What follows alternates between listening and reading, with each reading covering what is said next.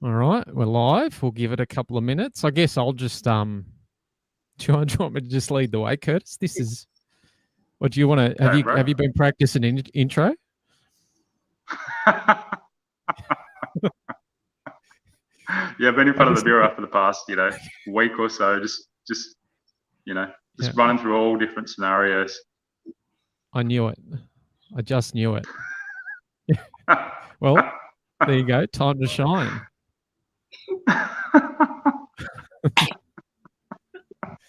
Well, anyway, look, we've got a few people joining. This is the inaugural, the first Heart-Centered Men podcast, a little collaboration between Curtis and I. I reckon it's been a pretty long time coming since we rendezvoused in mid last year. I think the minute we met, we knew we'd be doing something together and something significant. And this, for me, definitely feels like the first leap in that direction. And I think before I let you go, Curtis, the fact that we've got Bliss joining us after we did the whole Trinity of the Tights and all that sort of thing, this happened rather spontaneously, and I guess to a degree a spur of the moment thing, really. And it's just so perfect how it's turned out, particularly being the first. So yeah, here we are. Yeah, definitely, brother. It's from the moment we connected, I truly believe that we knew that we were going to be doing some amazing things in the future together. And this idea has been in the mix for a while. So it's excited to see what we create here and continue to create together. And obviously how the divine, the universe works, in the sense that we are doing our first, podcast, the Heart-Centered Men, with the beloved and beautiful Unity Grace Bliss, who is just, such a shining light in our lives and many others. So grateful for you to be here in this beautiful co-creation together. It's truly bliss. And we didn't even have to plan it a month in advance. It's almost like we're just following the natural script. And happy Lunar New Year, that we would be starting on this day as well together is so divine and perfect with these two heart-centered men. I feel completely blissed, and all the people who I know love the alchemy and the synergy that the three of us have together, and the humor, and the Trinity of Tights. Here we are. So I'm honored to be here. Isn't that we're honored to have you here? Yeah, well, something I didn't mention either too. Like I didn't register when you first said it. It's the 2nd of the 2nd, 2022, and for probably the last 4 months, 4 twos and 3 twos, because I'm just going to mess that up, has just been coming through everywhere. And then we said Wednesday we'll do this, and then you mentioned the date, and it suddenly registered. So I what forces are at play here? What's beginning to unfold? Well, that's so cool too. I just realized that piece, because for you in Australia, it's the 2 there's 5 twos if in 2022, counting those 3. And here, then it's the Chinese New Year, the first day of the lunar cycle. So we've got it bridged and covered.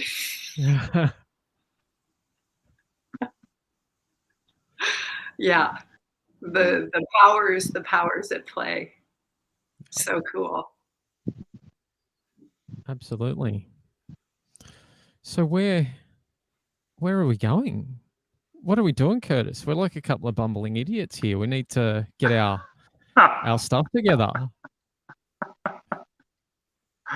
Oh, mate. Yeah, well, let's go into a bit of the depths of what this, I suppose, this time frame is about. With the what are we in? What is it? Unity. It's the Chinese year of the tiger now. Is that right? Mm-hmm. Is that right? And what's the significance that lies beyond that for humanity as such? And I suppose the 222 in where that number frame is for us as humanity coming together now in this conscious co-creation. So beautiful. Great way to start off, Curtis. So it's in the current teachings, we're told that it's the year of the water tiger. Our dear friend Illumina sent me a link last night that said the year of the tiger used to be known as the year of the lion. And I have to say that that's really deeply resonant. The transmissions coming through me have changed like incredibly. The 4th of December was really the turning point for us all. And we had a solar eclipse on the 4th of December in 2021. And that was kind of like the wiping of the hard drive clean. It was like the karma was done and we move into our dharma. And so the dharma is like it's the greater cosmic essence of who we are is coming in. And so we really see 2022 as the year of courage.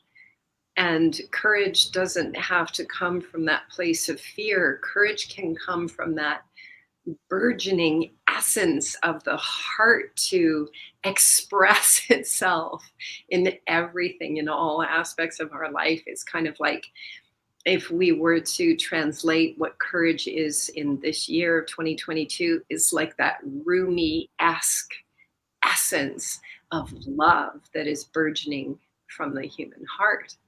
And so one of the things, the reason that I was guided to reach out to the two of you to connect in on, the invitation to start doing some like online retreats together and such, is because as this heart center opens in all of humans, it can be a completely new experience. And for some, it can feel constrictive, it can feel frightening, because the throat chakra has been so closed down. And Curtis, because your genetic profile is all about the heart, in your gene key sequencing, it's all about love, it's all about the heart. And so it's like it can be a really tender time, and a time of sensitivity to really learn to tune into our feelings and our sensations such that we can begin to articulate our experience of life together in a very new and unique way together. And in having the capacity to do that, it transforms all of our relations. And just one other thing I'll say is we're seeing this great movement on the planet right now with the trucking industry in a lot of different countries unifying. And it's really a representation of that opening of the heart. And I feel that's like this sensitivity between the masculine and the feminine, and the sensitivity in all of our relations to really begin to know that it's completely safe to express ourselves from the heart. And so we can dive into what that is and how do we know if the expression is coming from the heart or the head or the ego or the mind or all that kind of stuff. So 2022 is yummy and delicious, and it's what we all shipped for. And it's really exciting for someone like myself with these oracular transmissions to support humanity in this discovery together, because it's the richest, most magnificent part of why we came and what being human is really about. I want to also say, when you talk about the throat chakra before, so the throat chakra, what I've come to believe also is connection to divine will. So people are all almost finding their own divine will and divine right, who they actually are. And when you talk about expression of heart, and people are really coming back to that connection of where their heart is connected in whatever expression that may be, and people are stepping into places where they probably would never have done before, because they haven't had the empowerment within themselves, or the confidence, or whatever it may be. And it seems to be the collective is standing up for what they know is true to their hearts as much as possible, and empowering themselves in this space. And it's so beautiful to witness, to see so many people stepping into their gifts and their expressions of their heart and soul so much more than they ever have been, especially this year. And, and it's, people are then just not going to continue to be told what they can and can't do if it doesn't resonate with their heart and soul. And that's where I feel, as a collective, that's where we completely are right now, on the precipice of so much beautiful change for us all, because it's not coming from ego. It's not coming from a point of like, I suppose there's aspects of like to the point of, we're not going to, do what you tell us to do anymore, but it's not from ego. It's from our actual, truth and our inner heart's knowing. And so, yeah, it's a beautiful time for us all as a collective right now, I feel, to see that uprising of everyone's heart and everyone's expression of their heart. I'm so excited to see where we go as a collective from this point. And it's interesting too, because like you mentioned the trucker thing and stuff like that, and these movements are very much rooted in that in a heart space. Like they're coming from a very pure place, because I can think back to early 2021 and pre that, you'd turn up to rallies and things, and there was still a certain amount of angst and aggression involved. But a lot of that's been thrown to the wayside more recently, as we've headed sort of into 2022. I mean, just before Christmas, I went to probably the biggest rally I've ever been to. And it was just the best. Like everyone was, it was just filled with love. It was peaceful. It was just a really, really beautiful gathering. And I just like how you mentioned, because it's funny, because I always notice how these things, like a lot of people will talk about these things, but I notice them manifesting in real time. And I mean, an example is, so I went to the gym for the first time in probably about 4 months, literally the day before we got in touch and talked about doing this. And there was something that happened there that stuck with me, and it was that a guy I've known for a while, he's very much the stereotypical quote unquote alpha male, heavy on the steroids, about 3 times the size of me. And I had a chat to him and that sort of thing. And then he said, I've got to go and keep doing my thing. He's got the veins popping, he's sweating, all of that stuff. And I watched him walk up to his partner who he was training with, and the way he caressed her arms and looked at her when he went back to her was not the type of behavior or mannerisms that would normally, one, be expected from a male towards a female in that environment, and particularly that guy and what he appears to be. So you're watching what you've basically talked about happening at every level at the moment, and it's subconscious for a lot of people. That is such a beautiful share, and I love that share, Nick, because it really creates the image, the picture in other people's minds. When we speak in a way that creates images that is metaphorical, other people can instantly go, come to think of it.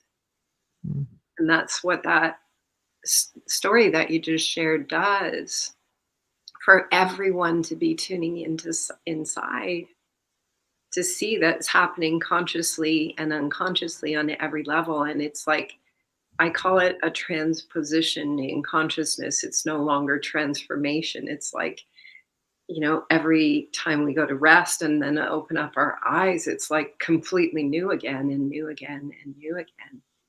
And that discovery into like this month, even though time isn't real and doesn't exist, February, all of the alignments, the alignment today, it's like the world is transforming in the blink of an eye. And it's in the most beautiful and loving ways. And when the heart flourishes, then life burgeons with art. Everything becomes artistic. The way we cook, the way we stroke our partner's arm in the gym, the way we do our workout, everything begins to be experienced as art. And so this is like the really yummy and delicious moment that we've all been waiting for. What you just shared right there is like an invitation for really, especially I feel like the masculine to tune into that little sharing you just shared, to find that it's like to see that mirror of what the masculine is feeling inside of themselves, and to know that it's like it's right on time. We are in perfect alignment. And through that, for the masculine to continue to trust what they're feeling inside of themselves. And for all people, it's just that the masculine were in the fictional fiction, the matrix that we came from, were so designed and removed and disconnected from their heart. And so the journey back to the heart can feel a little bit uncertain unless there's communions like this that say, hey, guys, it's not only okay, it's actually 100% natural that you're returning to your sensitivity in your heart, because this consciousness of the divine feminine, the Sophia, is returning to all of us on the planet. It's actually returning to the world through the masculine heart. That's part of the genetics. So to really invite the masculine to step into it, to love it, to feel it, to express it, to share it, to enjoy it. Totally. I just want to sort of say also from the perspective of that expression of the heart for the masculine, it's such a different embodiment now. What I'm noticing more and more with many different masculine is that from a space of how they would connect to women before, would probably be more of the sacral aspect of self, the wanting what they can get off, or how they can, the desires, and not so much connected to the heart, but more to the lower chakras. So I suppose right now where that awakening is happening within the masculine is that a lot of men are really wanting a deeper connection, a heart connection with themselves, but expressing that, and being with a woman from that perspective, deeper respect for women, deeper respect for themselves. And so being the expression through the heart more and more, and less through those lower aspects of self. So it's beautiful to witness, to see that so much, that shift is happening. And obviously, it's been received beautifully by the feminine as well. And like you said, it's talking about the Sophia that's rising within us all, coming back to more of that, I suppose, that connection to more of that feminine, loving, nurturing aspects of self. And so it's beautiful to see it and witness that in the collective now, especially through many men, that I'm witnessing it more and more, for sure. And just noticing for myself as well, like coming back to personal aspects of stuff. And it's been a while now for myself, but I noticed something shift in me hugely, where I cannot come from a physical connection unless have a physical connection unless my heart is involved anymore. I can't just act and come from these lower aspects of self. It just is not going to happen anymore. There's something integrated within myself so strongly, and it's like, if the heart connection is there, it's not there. It's just not going to happen. So, and I feel this is happening for many, many more men in this, in the collective, for sure.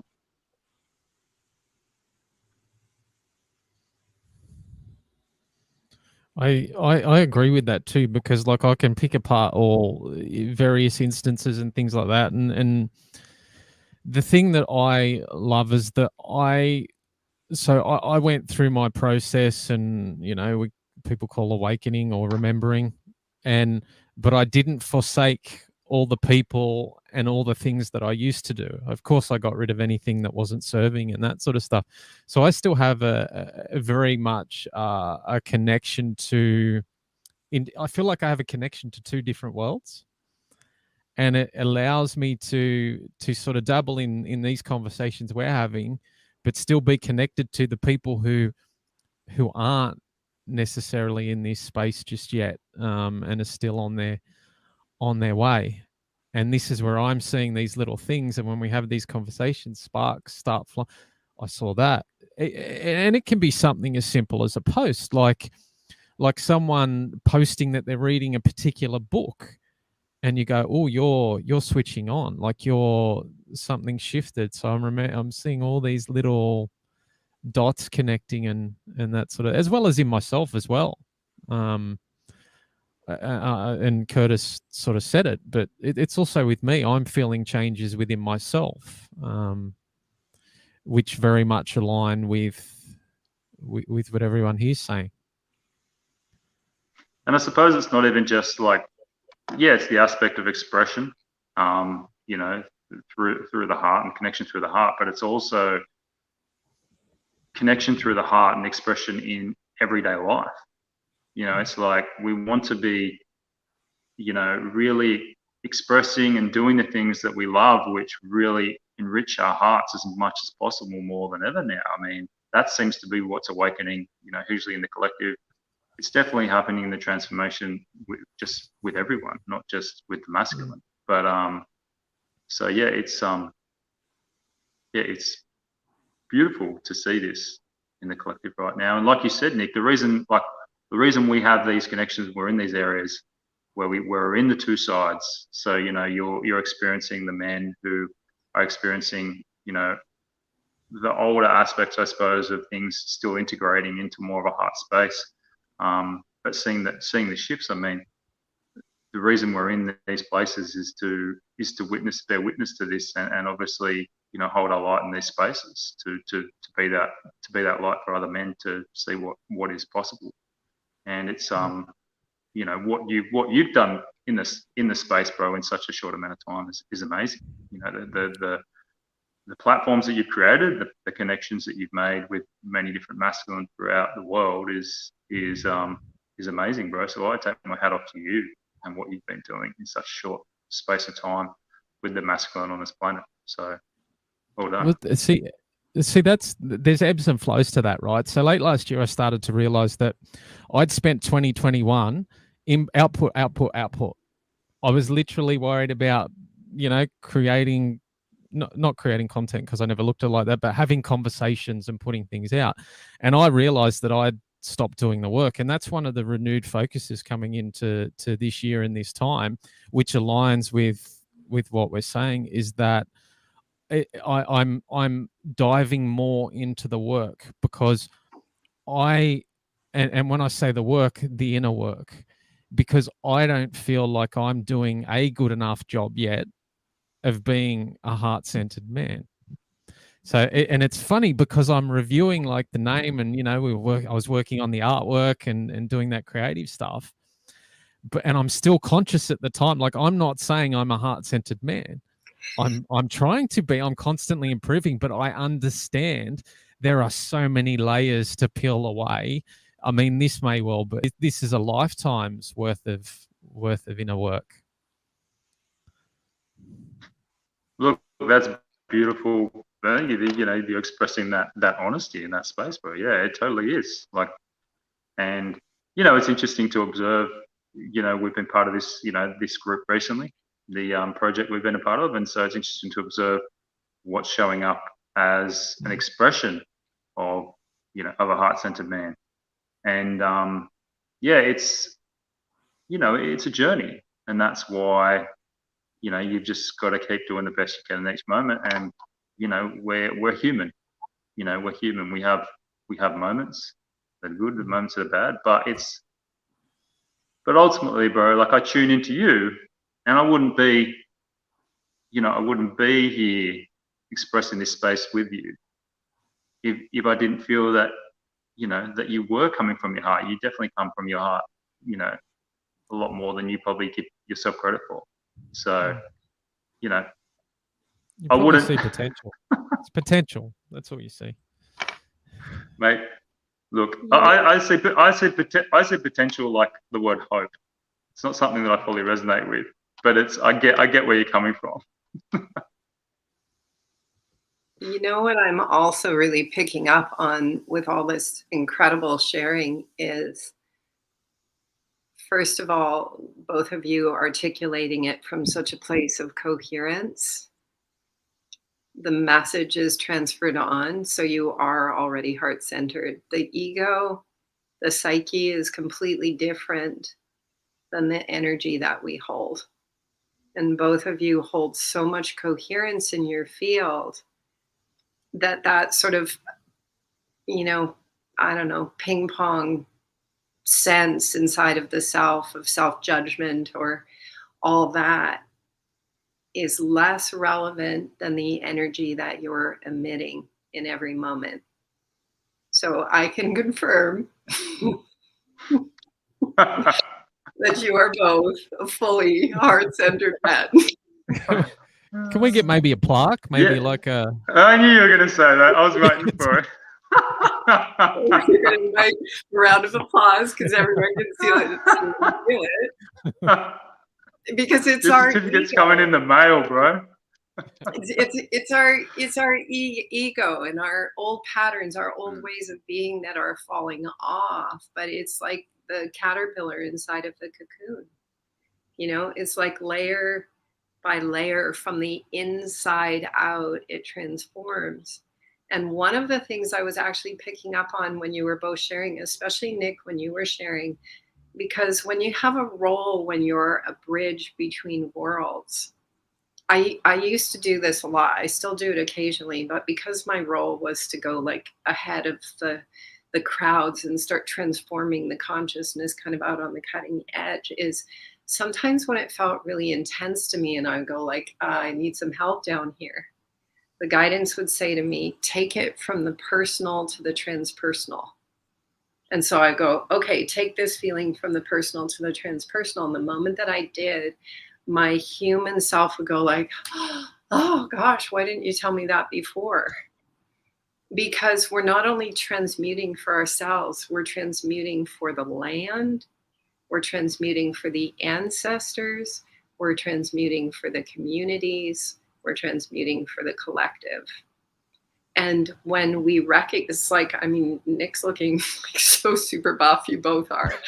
But it's like Nick just went to the gym once and he looks like Mr. Atlas. And let's think about what Mr. Atlas was. There's an alignment in 2020 about like the dissolution of Atlas, which was the man that carried the weight on his shoulders. And so we also have to look at that aspect that was programmed into the man. There was this conditioning of like carrying all the heavy weight, carrying all of the burdens. And where you are in Australia, that's like so much density in the consciousness. And that density goes into the land. And so this relationship with the earth and with nature that is helping us, and to really recognize we are not separate from.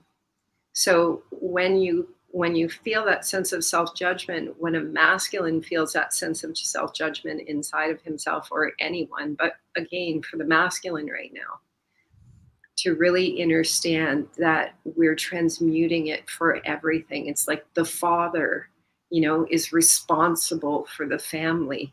All of these conditions are being released and liberated from the masculine so that he can do what Curtis is explaining, just go like,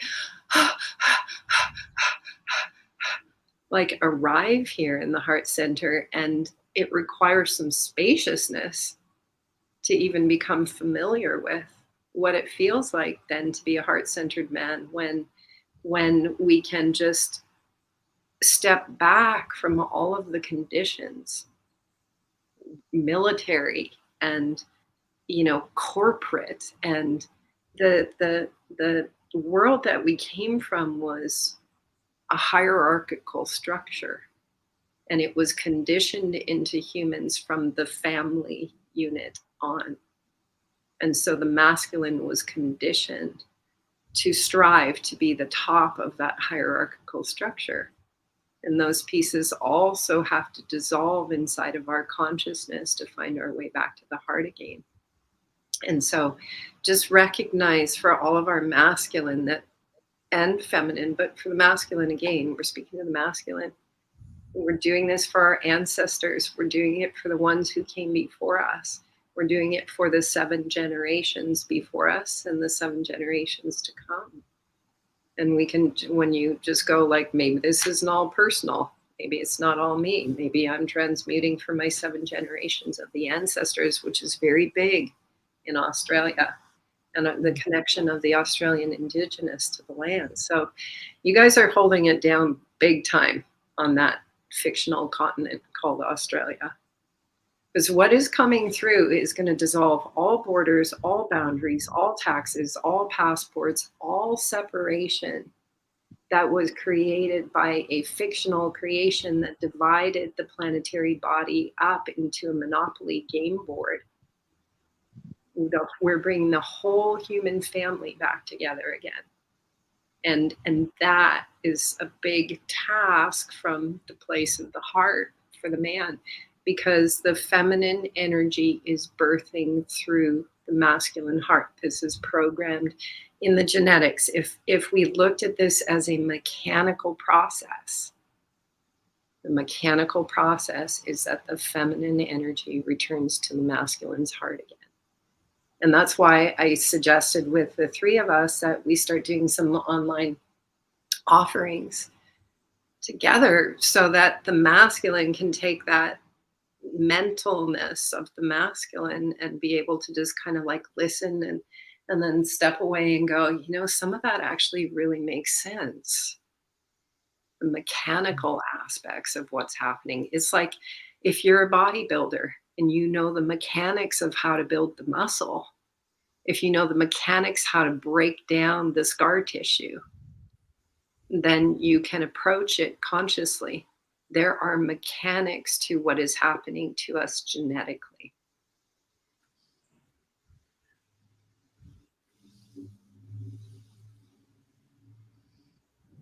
To becoming a heart-centered man. Yeah.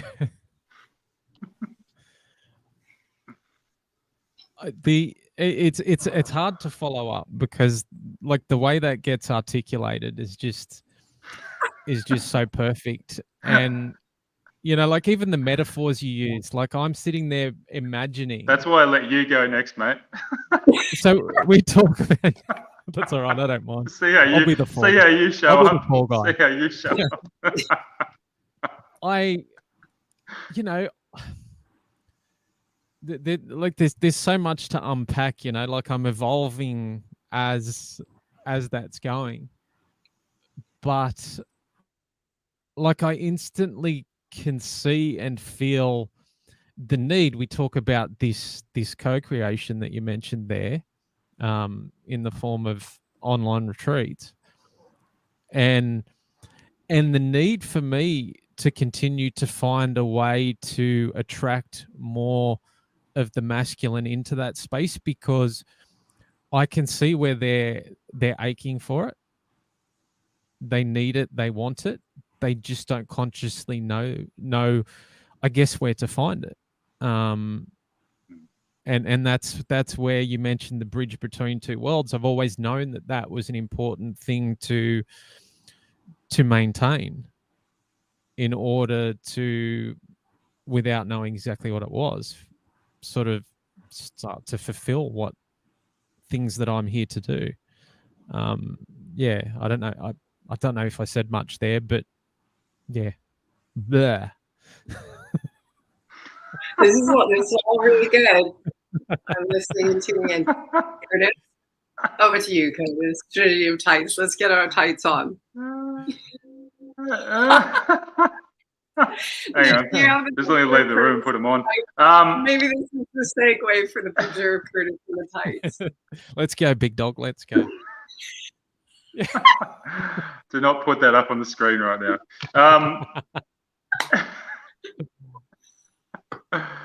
And come back to exactly, obviously, what you just said is, it's just presence, like you being present in what you're doing, the expression of who you are. And, as we're talking about doing the co-creation together, I mean, the presence of what you want to do in this space of what we all want, what you and me want to do and what you've been doing, for a while now in holding that frequency for other men, holding a container for other men to be, to come into, because it's different. There are many containers out there for men to tune into, but it all has its own variance and energy of what it will attract. But again, everyone will come to what you are, your expression of the frequency you're holding, and you are creating those platforms just by the frequency of who you are. So, and us coming together in this co-creation, I feel is important as well, because the more and more this comes back to, I suppose, the union, the union within self, within the masculine and feminine, and us in this co-creation coming together, I feel is a very powerful trinity of tights. Because we all hold our own frequencies, and I know that we go to fictional realities again where I know we've had other lifetimes together. That's why we're here. That's why we co-create these containers together, because we hold certain frequencies and hold certain codes to share with others.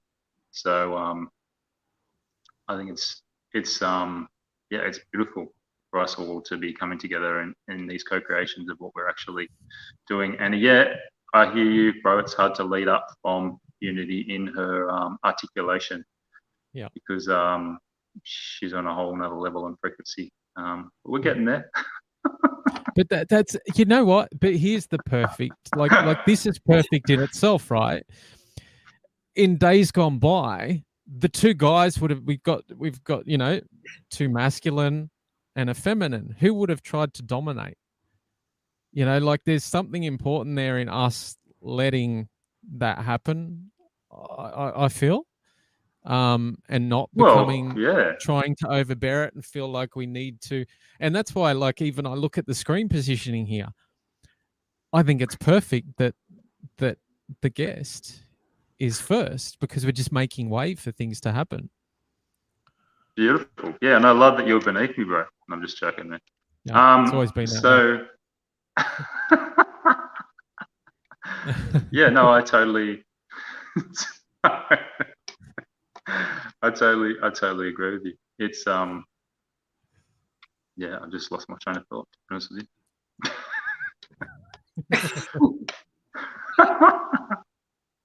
you. So no, coming back to go. Sorry, no, you go ahead, Lovey. What was it, Curtis? Yeah, no, coming back to what Nick said. Sorry about that. Yeah, for sure. I suppose the older aspect of the masculine will be potentially speaking over feminine, or trying to outdo them in a certain way. And I suppose that that's the people that we've become, as reflections of more of heart-centered men, because we have a deeper respect for the feminine within ourselves and the feminine right here in front of us, because they have beautiful, they have a beautiful heart-centered wisdom and knowledge to share with others. And I personally for myself, I have so much love for this woman in front of me because of of how much we've journeyed together in the years, and how many other lifetimes we've had together as well. So I am always happy to be in the presence of this amazing woman. Oh. Well, I feel the same with both of you. And, once again, I think it just comes back to that part of the psyche that is doubting its capacity. as a person that has the oracular gene, so this is all in the genetics. In our genetics, each one of us has a role, just like the liver cell is a liver cell, and the kidney cell is the kidney cell, and they all have a certain role in the body. So the oracle has the gene that is actually the alpha gene. So anyone can be a man or a woman that has the oracular gene activated in their chart. And it's actually the alpha, it's the only true alpha gene in the genetics, which is why we feel that way when the oracle speaks. Because the oracle is the divine embodied, and it's actually what's coming through in the space between the words is creating an energy field to put us into a more dream-like state of consciousness. It's really what's coming in the space between the words. And so when the oracle speaks, there is a rhythmic kind of poetic energy. And what's really happening to those who are listening is it puts them into a more dreamlike state of consciousness so that their own higher self can come in and download or turn circuits off or turn circuits on. So after, this is why the Oracle of Delphi was so powerful, and why Constantine the Emperor in the fictional fiction destroyed the Oracle of Delphi, because the Oracle of Delphi was the most powerful being on the planet. And that's why, you know, the Dalai Lama has an oracle that the Dalai Lama consults, and so on. Because the oracle does not serve self. It brings through an energy to bring transformation to the collective. So it might look like we're two guys and a woman sitting here, but this transmission is really about higher consciousness coming in. And so that's why we feel the way we do. We feel kind of like, I don't even know what to say, because it's stilling the field so that you can have communion with the divine. And on some other day, all of a sudden, all of these circuits go off, these epiphanies, these awarenesses. And where did they come from? They came because we sat in the presence of the oracular transmission. And it kind of pushed out all the distractions so that a higher state of our divinity can come in. So it's not really something to feel lesser than in the presence of. This is why people would go to visit the oracle, and why in movies, some movies, they would show like the oracle would be in some, you know, back room and curtains veiling and bright light shining out, and people were terrified to go see the oracle, because sitting in the presence of the oracle actually annihilates the ego. And so these communions that we have together accelerate the process of the only veil that's in the way of all of us experiencing heart-centered life together. The only thing that is in the way is the ego construct that we have been operating from. And so it's like all of our roles in the play are dissolving from a duality play. That's why when Nick was sharing about going to the new events like last year and going to the events now, you're witnessing like everyone is so different together, because our dualistic ego of us versus them is dissolving inside of us. And what is revealing is love inside of all of us right now. And why are we talking specifically about masculine on this show? Because this show is for heart-centered men. To assist men to know, to understand that it is safe what they are experiencing. What I found with a lot of my masculine friends in like the last 6 to 8 months, especially through like November and December, so I go like, how's it going? And they go, I'm having a lot of emotion right now. And they would say it like it was a bad thing. It's like, I feel really emotional right now. And that's because we're turning from a caterpillar into a butterfly, and a caterpillar experiences the world different than a butterfly. We are transforming into beings that experience the world through love. Not just each other, not just the trees, not just the air. We're transforming into experiencing the world from love. So to help our brothers on the planet is to say, hey guys, this is totally natural and it's totally okay, and we can't resist it. Resistance is futile. Any of us that try to resist this transformation that we are experiencing experience more constriction. The constriction amplifies if we try to resist. So the invitation and the purpose of getting together is just to put a few things into place for people to contemplate. And we could go into like a little list of just invitations to contemplate that might assist people, especially our men, our dear brothers who are going through this transformation. So we could like bookmark that in our chat today. What would be those things that someone could write down and just kind of observe for themselves? Because, and I'll just say this final piece and pass over the talking stick. It's like, I've been saying this a lot lately. If you're Laird Hamilton, you know who Laird Hamilton is, famous big wave surfer. His neck is like that big, his shoulders are massive.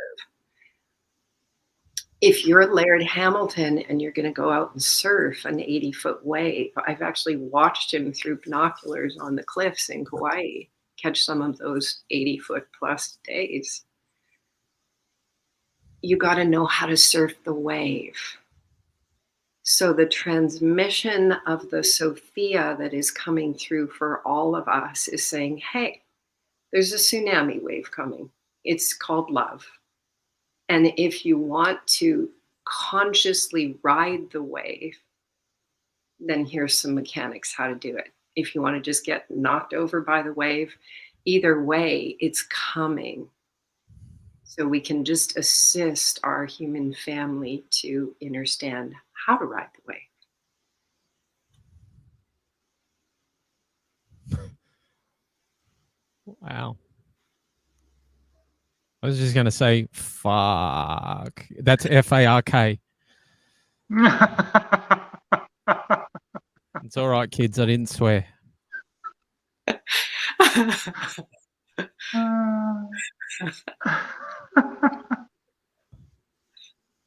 What you got, bro? I'm just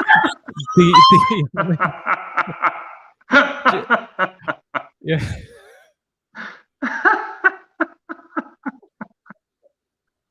I mean, the analogy's on their own. You know, it just paints the perfect picture. Yeah, I think it's like the main thing, like what Unity was articulating was that there's so much more going on within the space of us coming together than we can actually see, you know, and feel ourselves, because we are, you know, we're transmuting. And also Unity as the Oracle is transmitting, you know, these frequencies through the heart space and through her field that, you know, more than us just coming together and speaking. There's so much more happening between the space, as you would say. And exactly right, with the sense of this love tsunami is coming, it is happening. And I do remember now, like, if I tune into what you said with the time frame of the masculine, there was a lot of brothers that I knew that were really struggling around that time frame and were really in very deep emotional states, because they were breaking to the point of like not knowing exactly what was going on within themselves, but they were very, expressing deep emotion, and they really didn't know exactly, what to do with that emotion or why it was happening. So, and this is why these sorts of beautiful comings together are important, and why we've created, the container we've created as well, bro. It's like not just for men, but for everyone to just be seen and heard. And we were talking about, we'll tell you this, Unity, we're talking about earlier. At some stage, what we're going to do with our podcast is we're just going to have anyone jump on and start talking. Whoever's there, it's just like, all right, jump on. What do you have to share that that you want to share with us right now? So yeah, we're open to everyone expressing what's going on within themselves, and because we're here as this beautiful collective going through this journey together. So, and it's a wave of love. It's a tsunami of love that is literally happening and awakening within ourselves, but and moving through the collective consciousness through everything, not just physical humanity, through the trees, through the animals. I mean, like we've got some animals around this area, right? And even the animals, the way they interact now. And I think it's obviously reflecting states, but still, it's almost like they can see and feel more love for themselves in their life. Like the expression through their eyes is so much more loving and gentle and trusting, and so it's happening everywhere. It's just so beautiful to bear witness to.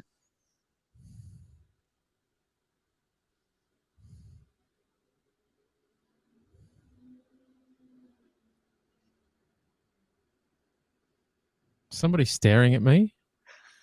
I can feel it. It's like burning. It's like like over to you, Nick. You know what? I've actually switched gears a little. I'm, like we talked about back.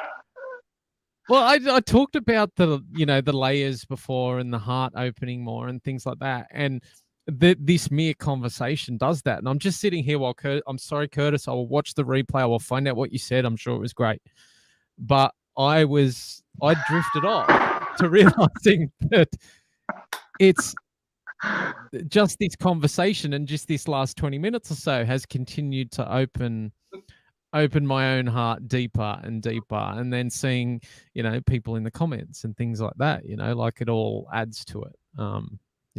So I'd left the building.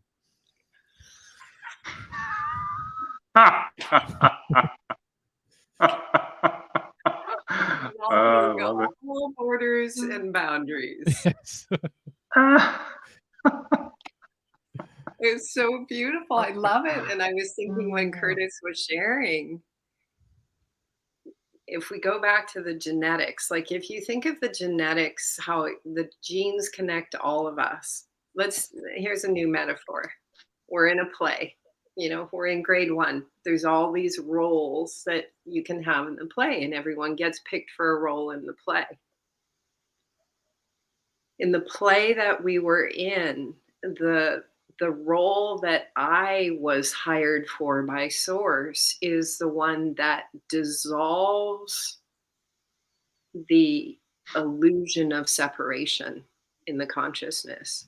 And my role in the play actually, like the Pied Piper, guides the collective. It's called the left angle of migration.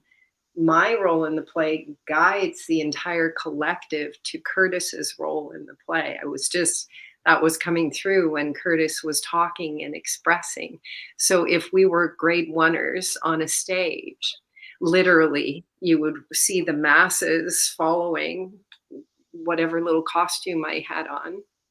They would be following me. They might not know why, just like the story of the Pied Piper, where in that fable, like all of the villagers couldn't understand why their children were going off and following the mysterious energy of this Pied Piper. That's this transmission and the role that it played. And it's walking towards Curtis, who's over there on the stage, to direct the whole consciousness to say, over to you, man. Because Curtis's blueprint, his genetic blueprint, or his role in the play, is the blueprint of universal love consciousness. And what had to dissolve, what came through my role in the play, energetically dissolved tribal blood bonds, which is why my journey took me into the belly of the beast and a lot of the big families on the planet. Because just me walking into the room in my costume in the play, aurically, energetically, dissolved the energy that kept people fighting, that kept people patriarchal to a family, to a bloodline, to a country, to a flag, in such a way that was so extreme that neighbors would put guns to the heads of their children, because that tribal energy was so strong in the consciousness. So my role in the play energetically just walked into rooms and sent out a signal that started dissolving that consciousness.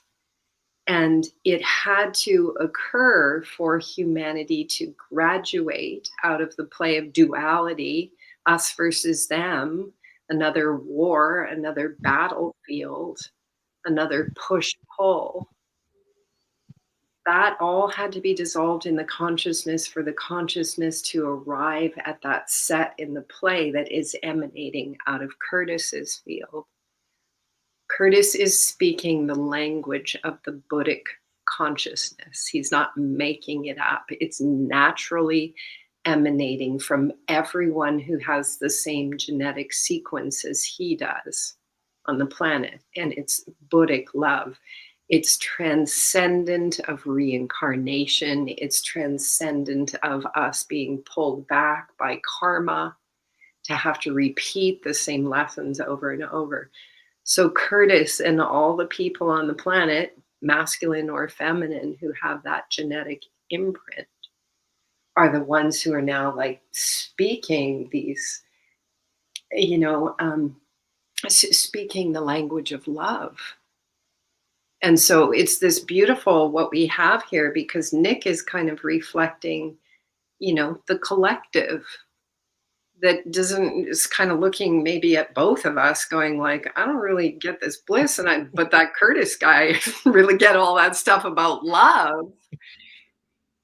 And so once again, we're explaining it from the grade 1 role in the play, is that ultimately the collective is going to follow some guy like Nick, because even though he doesn't really know what those two are talking about, he seems like kind of a cool guy, and he's trustworthy, and he's got big muscles, and he's super masculine and strong. But he's hanging out with these two. Those guns, and there's some kind of collaboration occurring here, and it's really just a synopsis of the transformation that's happening in the world. So what Curtis is saying is where we're headed together. So Nick, get your little pipe. Yeah. Piper pipe. I don't know. Is that helpful? Are we having fun here? That hit. I mean, that description there hit the nail on the head, didn't it? Like boom, straight away. That really resonated what you said there. Yeah. Particularly with me, because it's easy for me to also, and I've gotten past this. Like the first time we spoke, the first Trinity of the Tides, I was like, why does this woman have any interest whatsoever in being on the same planet, let alone the same screen? Do you get what I'm saying? Like, and that wasn't that long ago, really. Oh, whereas now I understand my own role, just as because when you create podcasts and things like that, inevitably you come up with against people who compare them to you, And I've always found that uncomfortable because they almost like, oh, you're the guy on the screen. So that means that hierarchically you're further up here. And I've learned that was one of the big lessons out of this. There is literally there's no hierarchy. We're all here. It's like the film doesn't get made without the film crew. Like we all have, and it's the same with, I mean, it's hard for me to put into words the love and gratitude I have and how important they are, the people that just watch these things in silence and don't even comment. I mean, I adore these people. I just think the absolute world of them, and they're part of it. Like their energy comes through, whether I'm consciously looking at them or we're conversing or anything like that. They're here. They're with us.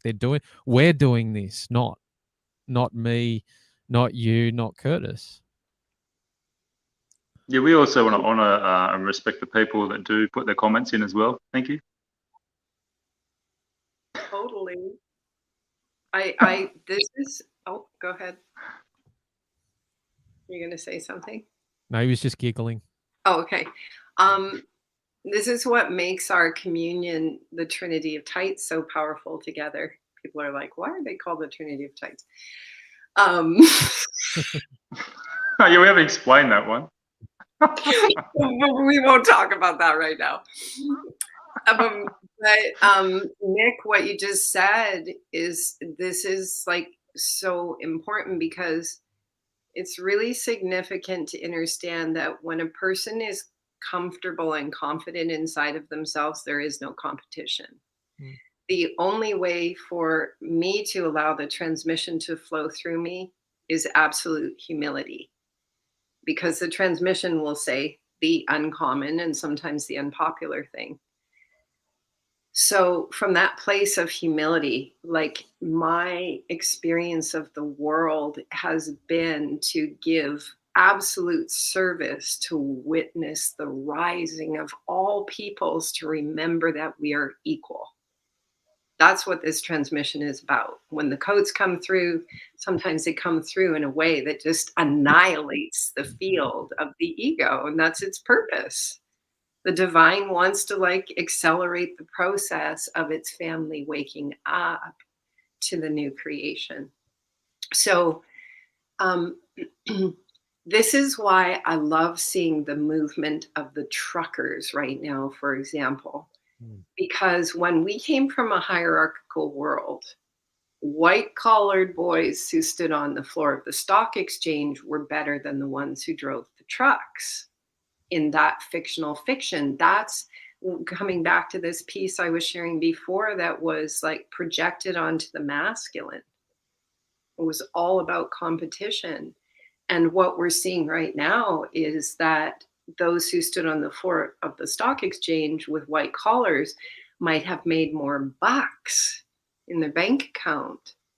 But now we're seeing what really has value and meaning, which is the connection all of those truckers have formed, living their life, driving in the cab of a truck by themselves, communicating on CB radios, and creating this heart-centered field of connection and support and love. That's why this whole truck driver movement is so big on the planet, because it's actually showing something that the stock exchange guys didn't recognize was coming. In my role with the financial world, I would always say, you can't stop this movement because it's not coming from the top down. It's coming from the bottom up. It's a grassroots movement, and it's been going on for millennia. And when that tsunami wave comes in, it cannot be stopped. That's what we're seeing on the planet right now. And it is not about anyone being better than anyone else. It is about our heart-centered connection. People like going out and bringing sandwiches and coffees to the truck drivers. These feel-good stories that the news never reported are happening on such expansive levels on the planet. For humans to realize that we are not a destructive species, The natural state of the human is love. So I'll just say one other thing, that we call this a restoring of the sacred hoop. So a hierarchy is not a hoop. A hierarchy is a pyramid, top down. And a hierarchy requires a scapegoat at the bottom. So there's always got to be someone lower down for a hierarchy to work. Indigenous practices were always about the sacred hoop, which means we don't sit with a guy at the front of the room. We sit in a circle together. And this is the restoring of the sacred hoop. And what we discover every time we sit in circle together is that everybody's wisdom is unique, beautiful, divine, and equal to the collective. You can sit in a group with home free people and 5-year-olds and 95-year-olds and whatever. And everybody gets to see everyone else in the circle equally. And it's always the final person that speaks, who's the quietest, who brings through the most profound peace.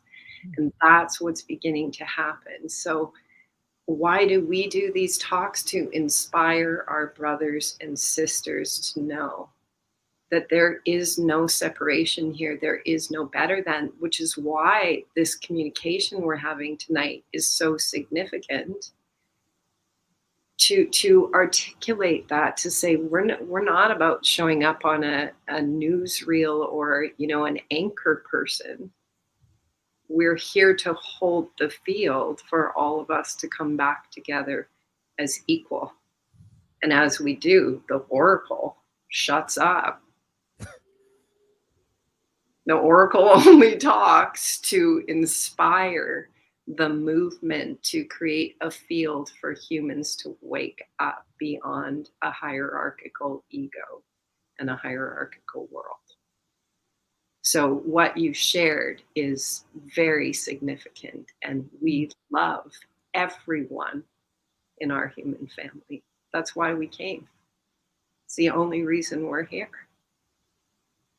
To watch, to witness, to be a part of, to experience our entire human family rise up as equal.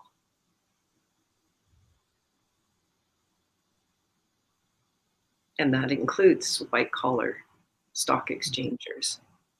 The invitation is here for all. It's just we had to collapse that paradigm of hierarchy. And we had to collapse it inside of ourselves.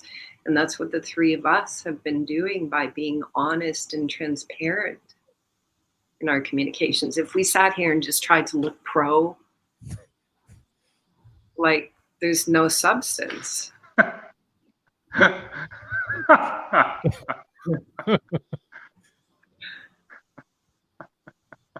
A heart-centered man is transparent, and that's what you're doing, Nick. You're just being transparent. Exactly. Vulnerability, open honesty. Yeah, and I mean that reflection for others to bear witness. Yeah. Yeah. You go, bro. And not taking yourself too seriously, right? At the same time, because that was one of the things that in the first thing we did. One of the glaring things that I realized is the humility that you carry too, Bliss. That like you said, there's no. Someone in your position could easily have an inflated ego. They could literally blow their own trumpet every couple of minutes, you know. But there's a way, there's a flow. It doesn't come across with that, and that's what amazed me.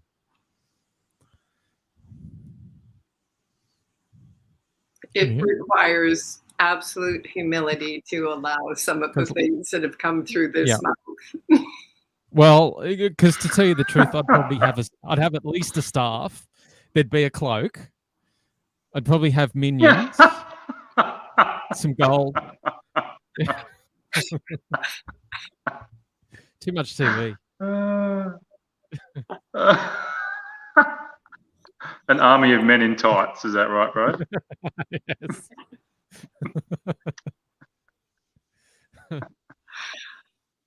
We want for all of our human family to rise up.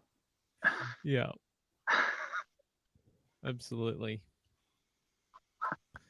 What do you got, Curtis? I'm now You got getting anything? pictures. Yeah. I'm just laughing from the comment.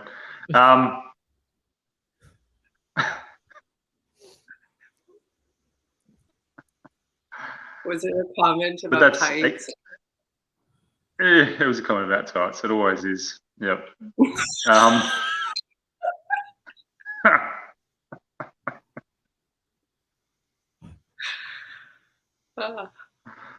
Some of the most uncomfortable thing for men to wear. Been a while though, so yeah, it's still etched in my memory, I think.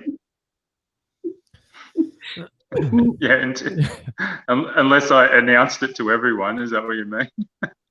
Yeah. I'll have to post a link to that one. I'll have to dig it up and post a link to that conversation so anyone can find out what that's about. But yeah, Curtis in his youth had a special, relationship with tights. He used to enjoy them, which is all cool. It's all good. Dance moves. That's what it was about. Yeah, absolutely. So where we at? Do we think we're winding up a little bit now? Or we're not winding nope. Cool. All right.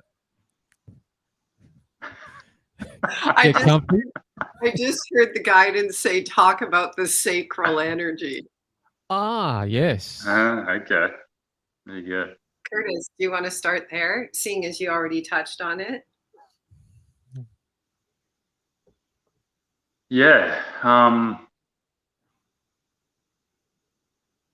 Obviously, it's not just the masculine. Obviously, it's I suppose aspects of the feminine, and through our own journey as a collective, how we've been instilled with fear and survival, and it seems to be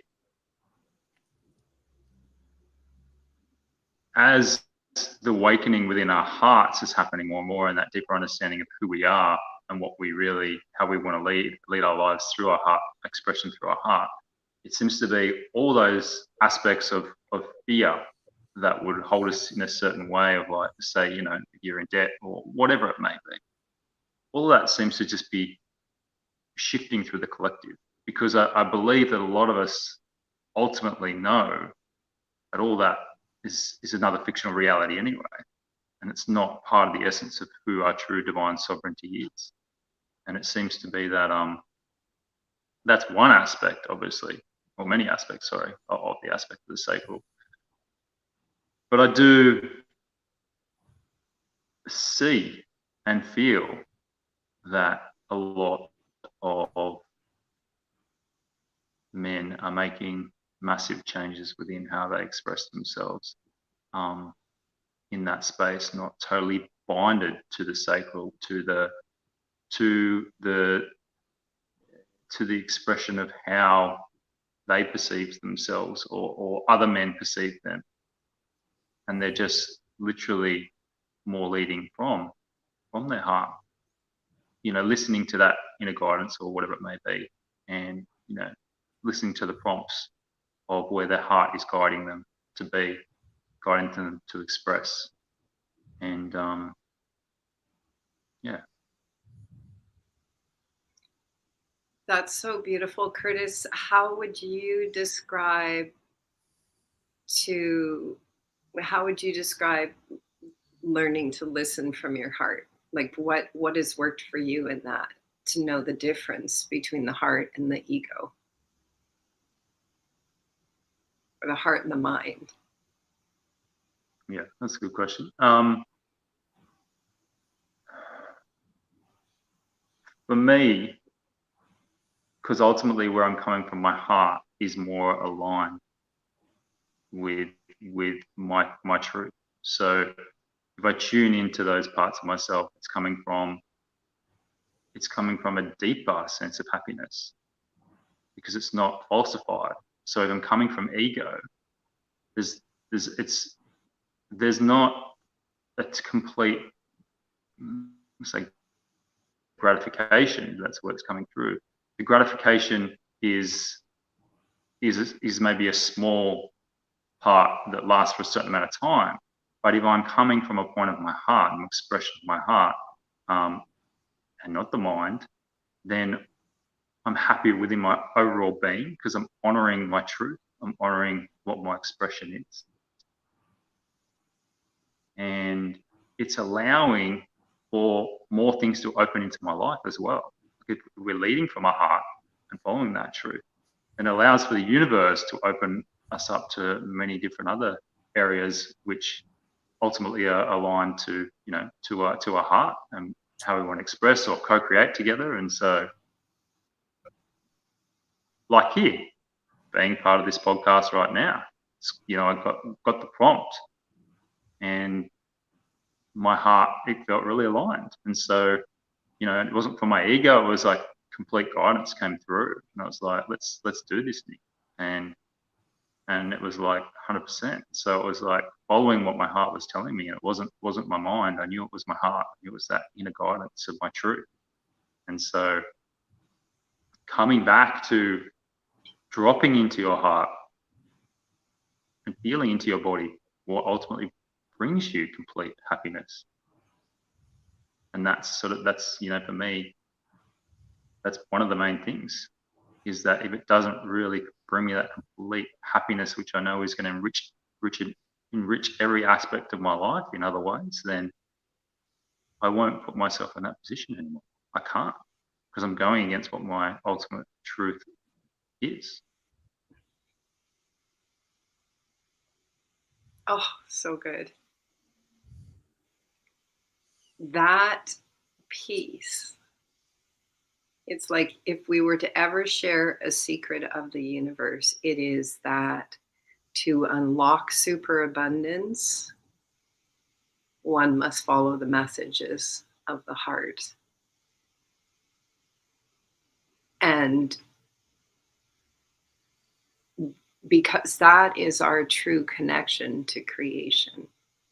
And one of the things I heard when I was listening to Curtis, because someone asked me the other day, a dear friend, she was like, how do you know the difference between your ego and your heart? And I said, well, that feeling like the first time you ride a scooter, that's that connection to the heart. It's not gratification, or the first time you stand up on a surfboard. We're returning to an awareness of the joy that comes when we allow ourselves to live from the heart. And so one of the things I heard from Curtis in the space between the words is Curtis didn't just jump on creating the Heart-Centered Man podcast with Nick like the first time he heard the message. He gave himself spaciousness. And through that spaciousness, he kept hearing the same message. So I think that's one of the things about learning to live from our heart is we don't have to act the first time we hear the message. If it's of the heart, it's ever present in the field. There's no need to panic. It's not going to go away. This is the same with relationships and co-creations and collaborations, is that spaciousness where Curtis kept speaking about it and he kept hearing it. And then the two of you did some collaborations together. And I think that's one of the things for us as humans to begin to live again from the heart is it will always be connected to simplicity. The things that really nourish our heart are the most basic, simplistic things. And it's like every time we come together, it's like such nourishment from the heart and the whole pod. And those who like to follow this trinity of tights together, they're like, oh my gosh, we love these. We love these. We can't wait. It's so good. So we can trust that if it is of the heart, it's not going to go away. It's probably going to get stronger and more comfortable and easeful in its creation. The simplistic synchronicities will show up so that it's not difficult. And one of the things I'll say for anyone who's been living from their sacral, and again, we'll take this to the masculine on the planet, because the porn industry in particular and sex sells and all those things that were part of the matrix and the fictional fiction and competition amongst the masculine and sports and all these things kept the men very, kept the energy of the masculine held in the root chakra and the sacral. So if there was any final piece that I was to share today, it's to help. And this is happening in everyone. And again, this is kind of a message for the masculine in a way, to say that, and in many years of doing one-on-one sessions and coaching and so on, as I would work with masculine who were awakening and rising up, they come to a point of great confusion, which is they're no longer being guided by that body part. We're saying this politely. And so they feel attraction to partnerships. They feel attraction to the feminine or attraction to certain women.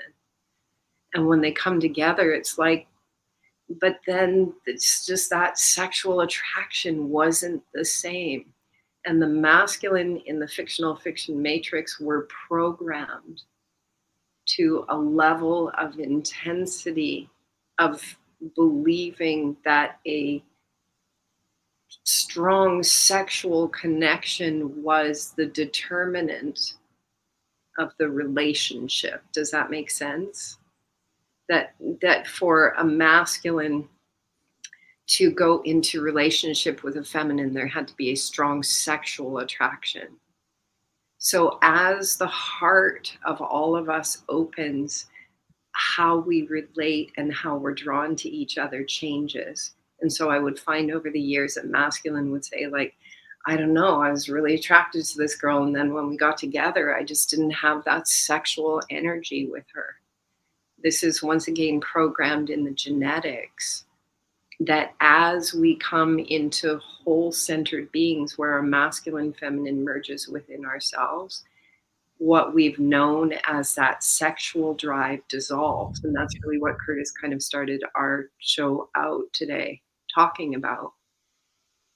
That old indicator of attraction, that old indicator of I like that girl, starts to dissolve. And it can be confusing for the masculine because so much attention was placed on a singular body part. So the masculine can go through a phase of feeling confused and be attracted to a woman and then go, I've been hanging around her and I don't have that sexual attraction, so I don't think this relationship is right. But the natural process of ascension is the transcendence of that kind of attraction energy that we've known through the sacral. And this is all programmed in the genes. So to help the masculine really through that part to recognize that relationships that are coming together now are much more heart-centered and loving-based. And there's no longer push-pull dynamics. There's no longer sexual expectations, because that was all about taking energy and receiving energy. The new relationships on the planet are all about each one of us being fully integrated in our sovereignty and standing together side by side. And partnerships each person might have a unique purpose. Maybe Curtis heart-centered man is his focus. And maybe he meets a woman and maybe she's all about organic farms and farming. And they try to fit their purposes together. That doesn't work to force each other into their purposes. What works is to stand in our sovereignty together and support each other in our purposes. And then the purposes will weave together in very simplistic, elegant ways. Does that make sense? No. Totally makes sense. No, that makes total sense. No. Yeah. Yeah. And that's coming back to what you said with, with the aspect of union coming together. It's I think when you come to a point of like where you're connected more to your heart and you've integrated those aspects of yourself, of the masculine and feminine. And this is what dropped in for me last year really strongly, was that you particularly don't start looking for someone outside of yourself as much as you might have before. Looking for that person that's going to fill these gaps, or a certain woman. Like I know for myself, I was looking for a certain woman for a long time. But when you integrate those aspects of yourself, you really don't look. You're not looking outside of yourself so much anymore. You're just allowing the universe to bring in whoever is meant to bring into your life in whatever co-creational experience it may be. And exactly what Unity said is that we, coming into relationship,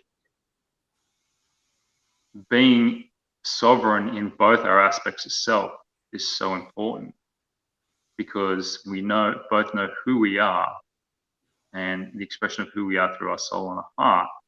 And you can come together, co-create, but you already know who you are. So it's not like you need to come together to fulfill the destiny together. Yeah, there'll be aspects of co-creation, I'm sure. But if you know who you are, then someone coming into your life just enriches those aspects of your life. And as a support for each other, a love and support for each other. And yeah, there can be beautiful things that can go from that space. But like Yindi said, I think it's really coming back to being more sovereign within who you are as an individual, and then coming together is such a more powerful catalyst for the new, for the new point of divine union within self and divine union relationship.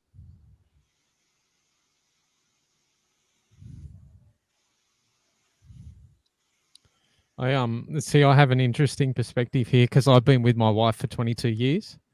So I don't, we literally evolved together through all these different stages. But I can see how, particularly when you talk about, even when you've been together for that long, the relation, like we're still going through similar things. So I can think about what you're talking about, with having two people with differing purposes, and then beginning to intertwine them and sort of they're working on that separately and still being sovereign, but you're sort of doing it together. And I feel like we're actually at a phase where that's what's happening, particularly when a lot of the stuff I'm doing isn't where her attention is, and she's got other things, because she's Indigenous and stuff like that. She's starting to do a lot of work within her community and stuff like that, which is not necessarily where my focus is, but we're learning to intertwine those two worlds and weave it together and support each other and in what each of us is doing separately. Yeah, and that's the beauty of that. Thank you both for sharing, and that's so beautiful, Nick, to have that perspective of being together for so long. And still being going through it, because this consciousness is birthing through all of us. If we are a new incoming child to the planet, or we're a married couple in a relationship with children for 22 years, it's the same consciousness coming in. And so we're all learning together this new consciousness. And the transformation that is coming in again when we know it's okay for married partnerships to stay together and give each other more space.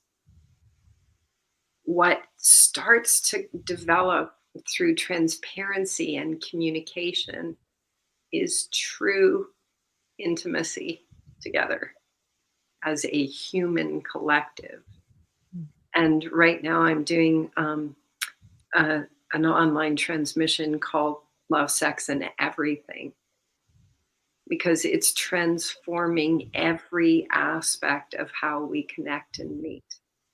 And from the level of physical intimacy, we will say and guarantee that those who engage physically intimately are experiencing and going to continue to experience mass transformation in the physical experience of our human bodies together, because our human, as the heart opens, all this other circuitry in the physical body opens.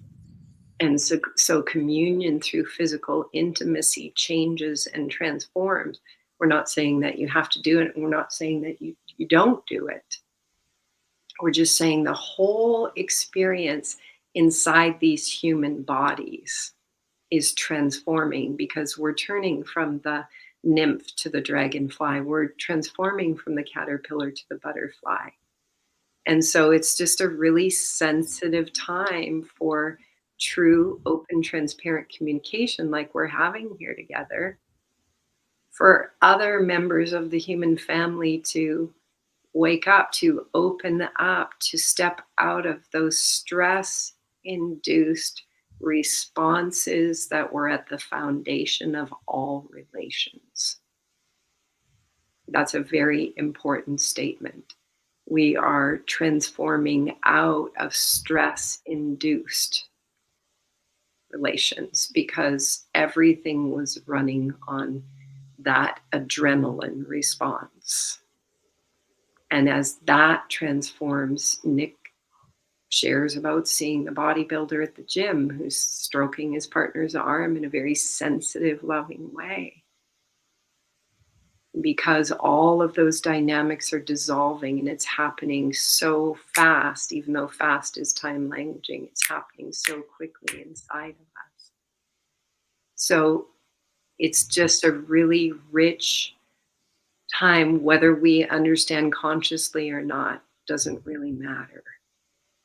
It's just some of us are articulating what's happening, and that goes out to the entire collective circuitry to know and understand that this is the golden age. We're in it, and it's yummy, and it's delicious, and it's sensitive, and it's attuned, and it's our relationship with energy. It's our relationship with everything that's transforming. And we transform out of the perception of masculine and feminine too. And that's why we brought in this piece about the sexual energy, to just help those parts of ourself that are masculine or in masculine bodies to know and understand that as those dynamics transform inside of the body and the awareness, as Curtis has been sharing, that's perfectly natural. It's the natural transformation that occurs inside of the mechanics of the ascension, and just knowing everything is okay. We don't have to play out the patterns of the roles of being the alpha dominant tough guy. We can't. It's all dissolving away. And the gift is we begin to receive the fruits of the labors of the very long and intensive birthing process that we have all been in together for many, many years now. That's 2022. It's the heart knows the way. I want to come back to just the aspect of what you're talking about, Paul, with the trigger response, being relationships and stuff, because it seems that we're coming back to that point of a lot of relationships, we've all been in fight or flight. And because of our deep ancestral wounding and, our own inner wounding, because trying to be someone for someone else, trying to act a certain way, react a certain way, so draining. It's like, and you are constantly in fight or flight, trying to appease this opposite person, whether it be you as a masculine for the feminine or the feminine for the masculine. And it's like, all that is dropping away now. It's like these relationships that have either come together in certain ways through their deeper wounding are either, merging through that space to something completely, else, which is beautiful, or it's falling away where they're separating, and going their different ways in their own different paths. So it is, as a collective, we've all been in fight or flight for so long.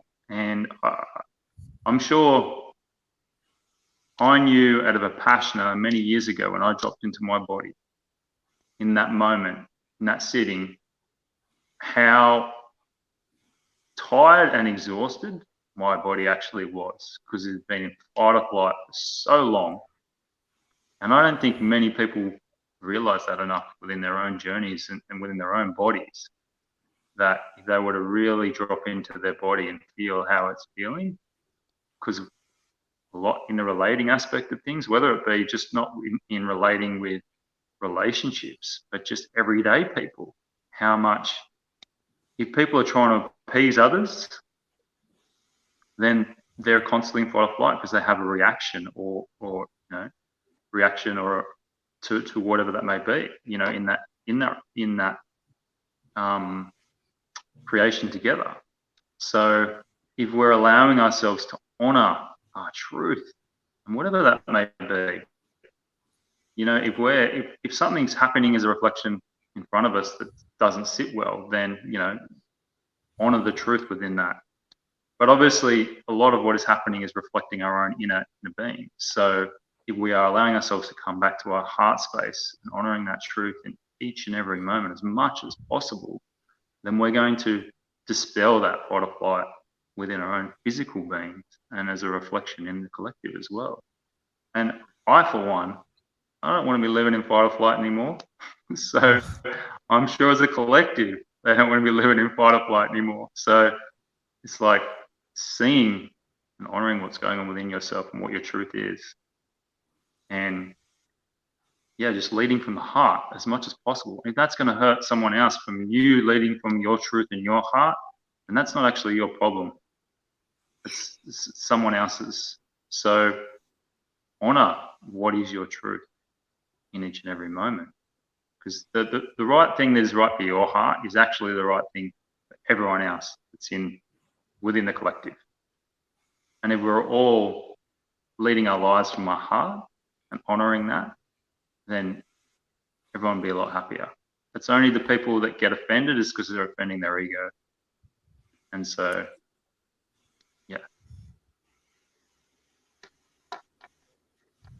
Only ego takes things personally. That's how we know if it's the ego or the heart. And we call it coherence. And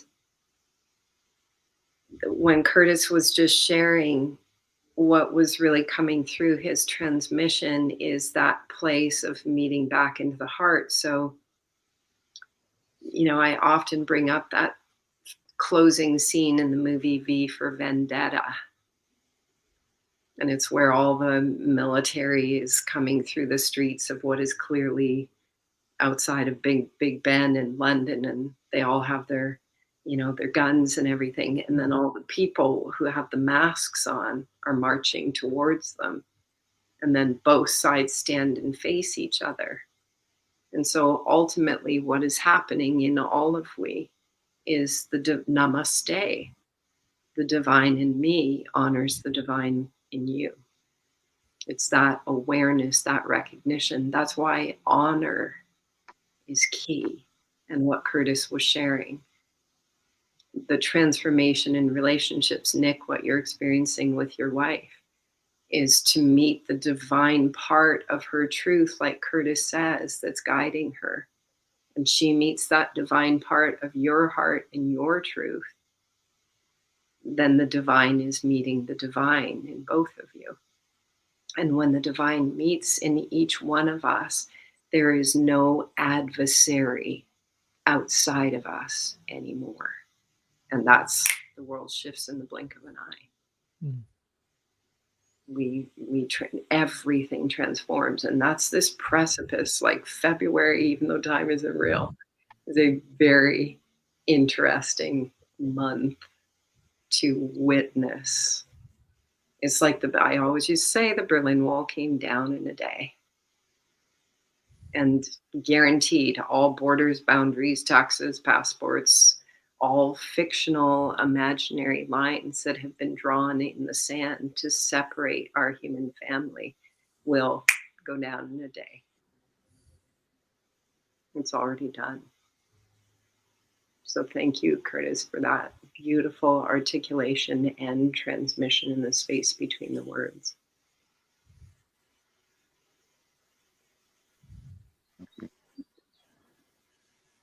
We are awakening into golden Buddhas and golden Sophias. Yeah.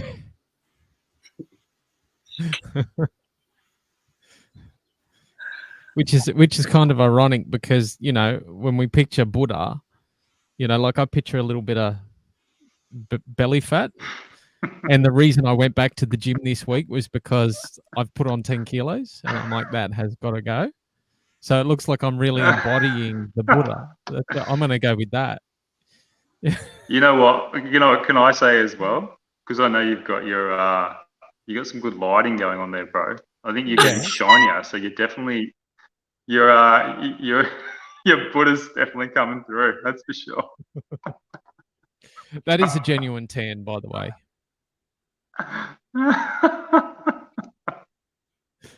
Really? Yeah. Yeah. I'm pretty orange. Well done. Well, you are pretty orange. Yeah. Nick, you are looking golden. I didn't you got some good. You got some good lighting. You got some good lighting going on. Does that light actually give you a tan at the same time? Is it like, you know, being one of those? If I miss, well, yeah, it makes me tired. Actually, I'm getting tired. The screens and the lights make me tired. I did. A little bit of a inside scoop. If you ever see me go like that and do that, it's because I'm yawning. It's because I get really tired, particularly the screen. I just start, yeah. Yeah, it's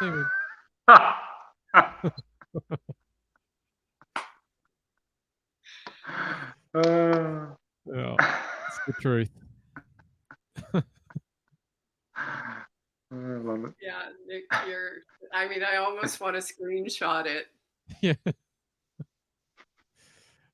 We can do that later, yeah. Okay. This is beautiful. The most buff we've seen you, Nick. Yeah, yeah. No, I hide it well. Let's just say that. So, yeah.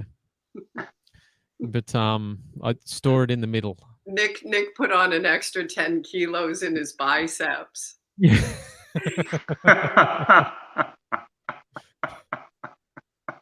I don't know. All the other interviews must have been in the winter or something when you had long sleeves on.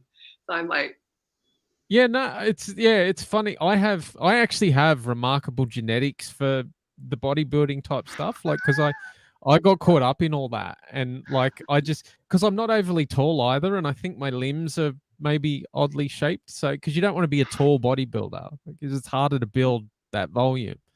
So it's my more legs to focus on. Yeah. I guess that's why the 6'3" Pleiadian, it doesn't have big. That's right. See, totally. Yeah, yeah. It's all that ancestry you have to clear from your genetics, Nick. Yeah, I'd say so. What is the ancestry that gives you such big muscles? I don't know actually, because I don't know. Like, to tell you the truth, you got Viking in there. You got Viking in there. Yeah, well, Dutch heritage from dad's side, and then mum's is a bit dubious. Probably she would have stemmed from Europe somewhere. So yeah, a bit dubious. I like those words. Yeah, I've never heard a bit of a bitzer. Yeah. So, well, aren't we all? Viking. Yeah, like my I'm sure my we Oma. are. Yeah. Well, my Oma was Dutch Indonesian, so. Should we all flex? Really? I don't know. We can get on. Oh, that's I convenient. got nothing. Curtis is swinging down. Phone. You got to do that. You got to do. It's just the angle of your phone. Curtis. Yeah. There we are. That's good. Yeah, bring it in. Yep, nice. Look at that, Curtis. I got nothing. Give it a kiss. Give it a kiss, Curtis. Go on. Well, whatever. You both look great. Yeah. You both look fantastic. Yeah. Well, I'm so gracious, filled, and grateful for this platform and for everyone who's tuned in. I always say if this love stream is inspiring, please share it. That's called gifting. I love that. Thank you so much for that great dispersion software, Nick, to put it out to the YouTube channel and all the Facebook pages and for creating everything that you've created so that we can have these communions together. So very grateful. Absolutely. That you figured out how to do that technology. Stumble through it. Only took a year. It only took a year. He's the master of technology. Yeah. Well, yeah. I figure it out. But yeah. Well, Curtis, you're going to wind up the show. Go for it. Boom. I'm going to wind up the show. All right. Yeah, go on, Curtis. Well, I just want to thank everyone that's been a part of this, beautiful journey with us in our first podcast of the Heart-Centered Men. And I want to thank Unity for her beautiful co-creation and everything that she brings to this platform and to the world, and for anything that she's sharing out there. Everyone, tune in if you feel guided to, because she's bringing through some beautiful transmissions that are, shaping and shifting the consciousness of many individuals, but also the collective. So I want to thank everyone who's been a part of this beautiful journey with us today. The official opening and closing of the Heart-Centered Men, myself and Nick. I want to thank you so much, and for all the beautiful comments that came through, and looking forward to plenty more of these co-creations together. And me and Nick will be putting out a podcast as regular as possible, and we'll have many different beautiful people that will be co-creating this space with us together. So thank you, everyone, and so much love to you all. Keep following that beautiful heart of yours. And Nick? No, you finished up. You were closing it. You did way better. I'm closing it completely. All right. No, we'll close it. Yeah. Okay. Awesome. Thank you both. Much love to everyone, and until next time. Yeah.